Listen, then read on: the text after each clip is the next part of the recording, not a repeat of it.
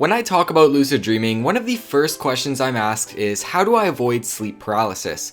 While there are several techniques out there that don't involve sleep paralysis, some of the best and most effective ways to lucid dream involve activating sleep paralysis.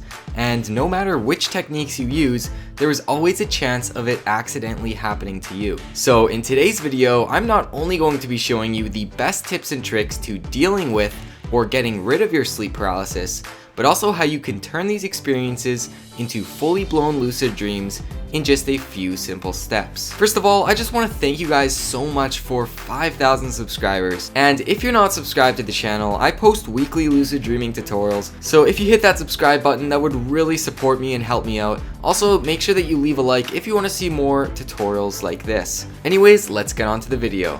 Sleep paralysis is completely normal and it happens to you every night when you fall asleep. It's basically when your mind paralyzes your body so that you don't act out your dreams.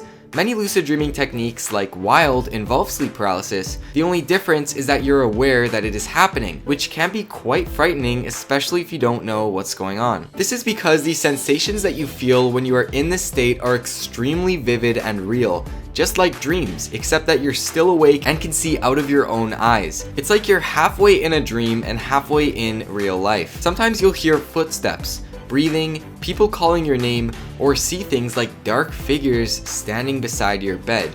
Now, this sounds really scary, but you need to know that none of it is real, and that is the first step to overcoming your fear of sleep paralysis so that you can take control. Tell yourself that everything you see, hear, feel, whatever it is all completely inside of your head, and that nothing can hurt you. If you want to avoid accidental sleep paralysis, try to avoid anything that messes with your sleep cycles. Some examples are night shift work, overtiredness, jet lag, and extreme sleep deprivation. It's also really important to avoid stress and anxiety, especially before sleep.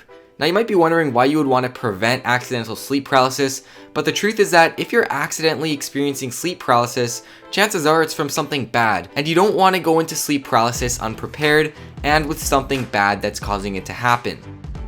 If you do all of these things but accidentally find yourself in sleep paralysis and want to get out, here are some tips on how to stop it. First of all, relax yourself and don't try to fight it. If you try to fight your sleep paralysis, it will create panic and will increase the chance of you having a scary hallucination. Now, once you're all calm, you want to try and gently wiggle your fingers and toes. Tiny movements like this will eventually tell your brain that your body is awake. Again, be patient and do not panic. You can also move your eyes by blinking and looking around the room, or attempt to move your lips and facial muscles. The goal is to establish waking-like movements to fully awaken your brain and body. Whatever you do, always remember to maintain a calm and positive mental state. Focus on relaxing thoughts. Imagine yourself on a peaceful beach and focus on your breathing until your body snaps out of it. Sometimes it will wear off in a few seconds, but other times it might last longer. Just stay strong and focus on these tiny movements and you will escape sleep paralysis.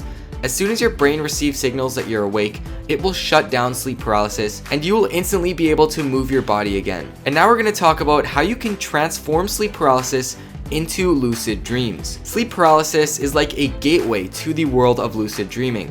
If you find yourself here, you're already halfway into a lucid dream because your body is technically asleep while your mind is awake. The only thing that's preventing you from entering an amazing lucid dream is that you're stuck in your physical body and you're still looking at your bedroom through your real life eyes.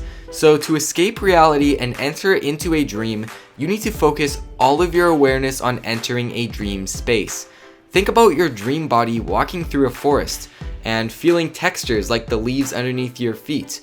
The key is to let your imagination run wild and to visualize your dream scene in as much detail as you can.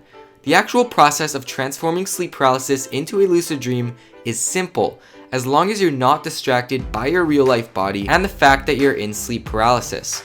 You need to escape into the dream world, and the only thing that should be in your mind is the sensations of the dream world. If you can do this right, you'll slip right into a dream and you'll instantly become lucid because you're transitioning over without losing consciousness. It's kind of hard to explain what the transition feels like unless you've experienced it for yourself, but what I can tell you is that as long as you focus on the dream world in your sleep paralysis state, you will enter a lucid dream. It could take some time, so be patient, but it will happen. A lot of people say that lucid dreams caused by sleep paralysis are one of the best lucid dreams because you enter directly into it from the real world. And from personal experience, I can say 100% that statement is true. If you want to get started with lucid dreaming methods that involve sleep paralysis so that you can do this for yourself, possibly even tonight, I recommend watching my tutorial on Wild, as it's one of the best techniques out there. It's actually the very first video I posted on my channel, so the quality isn't that great, but the content is there, and if you watch it,